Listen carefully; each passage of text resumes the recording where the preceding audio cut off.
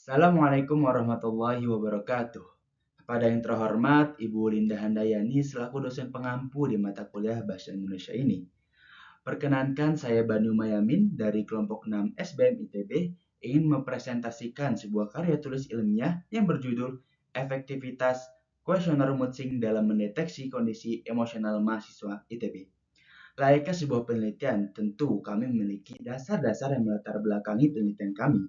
Yang pertama, 34,9% remaja di Indonesia mengalami gangguan mental. Tentu ini adalah angka yang sangat besar. Lalu kami merasa dan melihat data tersebut diperlukannya alat deteksi mood yang akurat dan sesuai dengan konteks yang lokal.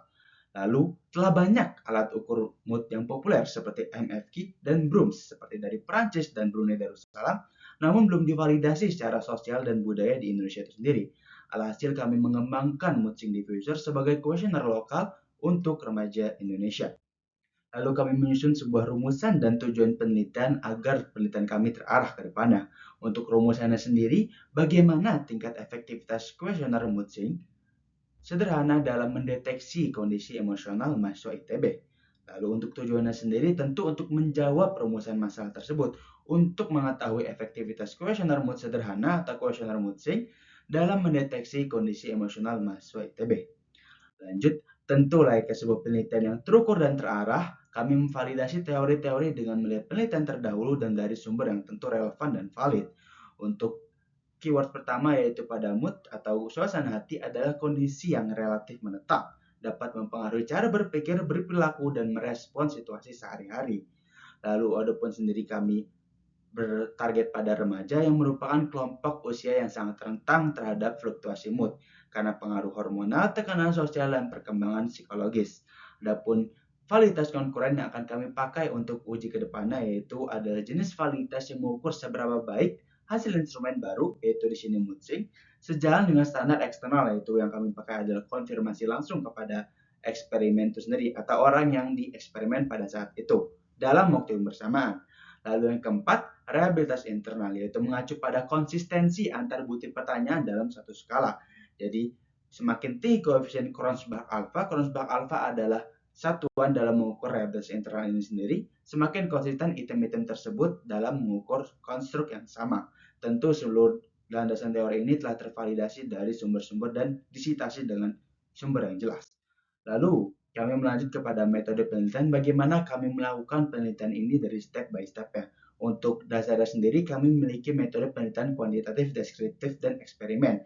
Kuantitas deskriptif itu berdasarkan basisnya dengan data dan kami mendeskripsikannya atau kami menjabarkannya dan memaknai daripada data-data atau angka-angka yang kami dapat. Dan eksperimen yaitu bagaimana kami mendapatkan data tersebut yaitu dengan eksperimen atau bertemu langsung dengan objek penelitian dan eksperimen itu sendiri yang akan dijelaskan di slide berikutnya. Lalu pada instrumen kami yaitu instrumen 6 pertanyaan Moodsing yang akan dijelaskan pada slide selanjutnya juga. Untuk respondennya sendiri kami telah mendapatkan responden atau objek penelitian sebesar 45 mahasiswa ITB dibatasi pada mahasiswa ITB saja. Adapun validitas dan diuji pencocokan langsung menggunakan validitas konkuren sebagaimana landasan teori yang telah kami kemukakan sebelumnya. Lalu kami lanjut kepada rehabilitas internal diuji dengan Kronsbach alpha yang dibantu dengan software SPSS untuk memudahkan pengukuran dan memvalid agar lebih akurat. Lalu kami menganalisis dan membahas dari tiap-tiap data yang telah kami olah dan kami uji. Lanjut.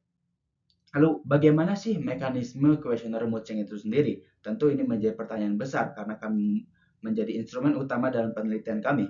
Lalu kuesioner Moodsing itu sendiri terdiri dari 6 pertanyaan, baik dengan preferensi emosional, baik secara lagu, warna, cuaca, dan lain-lain. Lalu ada skor hasil kuesioner yang diklasifikasikan menjadi 4 kategori mood. Jadi setelah objek penelitian mengisi kuesioner tersebut akan muncul skor yang akan diklasifikasikan menjadi 4 kategori mood. Yang pertama ada happy, need to relax, sad, and angry. Yang dimana sebagai contoh di 6-9 ada happy, 10-13 di need to relax, dan seterusnya.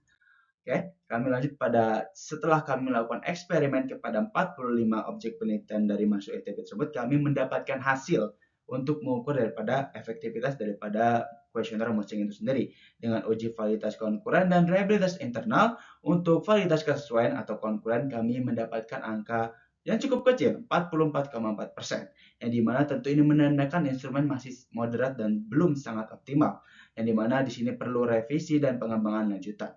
Adapun untuk Kronenberg alpha sendiri atau hasil daripada reliabilitas internal itu sekitar 0,584, yang dimana ini masih sangat di bawah standar karena standarnya sangat minimum di 0,7 yang kami ambil dengan daripada jurnal-jurnal yang mengatakan untuk pengukuran reliabilitas internal itu sendiri. Dan ini mengindikasikan bahwasanya item-item atau pertanyaan-pertanyaan pada matching questionnaire belum konsisten antar 1 dan 2 poinnya. Nah, adapun pembahasan yang kami lakukan berdasarkan data yang telah kami dapat, analisis yang telah kami lakukan, dan menjawab daripada rumusan masalah yang telah kami ajukan di awal, yang dimana questionnaire matching punya potensi awal yang dimana kendalanya masih di representasi potensi emosi yang belum lengkap, interpretasi subjektif responden, dan penelitiannya masih terbatas, yaitu hanya di mahasiswa ITB. Tentu ini menjadi potensi ke depannya ketika ingin melanjutkan penelitian dengan banyaknya responden di luar ITB itu sendiri. Lalu belum mencapai efektivitas ideal dibanding alat ukur lainnya. Sebagai jawaban dari rumusan penelitian bahwasanya ya kuesioner matching atau kuesioner mood sederhana belum mampu mencapai efektivitas sesuai dengan nilai standar ataupun alat ukur lainnya. Sebagai acuan yaitu pada SMVQ itu mencapai 0,91 di pengukuran reliabilitas internal. Sedangkan untuk kuesioner matching diffuser ini hanya mencapai 0,5. Lalu lanjut pada kami menyimpulkan beberapa poin yang telah kami dapatkan setelah melakukan penelitian ini, yaitu pada validitas konkuren sebesar 44,4%, reliabilitas internal sebesar atau Kronenberg alpha sebesar 0,584. Lalu kami menyimpulkan bahwasanya kuesioner matching belum sepenuhnya valid dan reliable, tapi memiliki potensi yang sangat besar untuk dikembangkan. Melihat daripada latar belakang yang kami kemukakan, tentu menjadi masalah yang besar bagi remaja Indonesia, sehingga alat matching ini perlu dikembangkan sesuai dengan jalan yang telah kami tempuh dan sesuai yang telah kami uji. Yaitu muncullah saran-saran untuk penelitian ke depannya atau pengembangan matching ke depannya. Itu dengan mengevaluasi dan menambahkan item-item kuesioner yang lebih relevan dan lebih bagus ketika diuji nantinya untuk meningkatkan baik secara validitas maupun reliabilitas internal. Lalu lakukan uji lanjutan pada populasi remaja yang lebih beragam. Karena kami di sini membatasi penelitian kami hanya pada di mahasiswa ITB, tentu ini menjadi kekurangan kami dan menjadi kehomogenitas daripada data yang kami dapatkan. Sehingga tentu ini menjadi saran untuk kedepannya agar meneliti lebih lanjut di luar mahasiswa ITB. Nah, untuk di sini kami memakai beberapa daftar pustaka untuk memvalidasi dan mendukung daripada teori-teori adapun referensi yang telah kami lakukan. Mungkin sekian dari saya untuk presentasi kali ini. Sedikit pertanyaan untuk kita semua, seberapa sering kita memahami emosi kita sendiri? Sekian dari saya. Wassalamualaikum warahmatullahi wabarakatuh.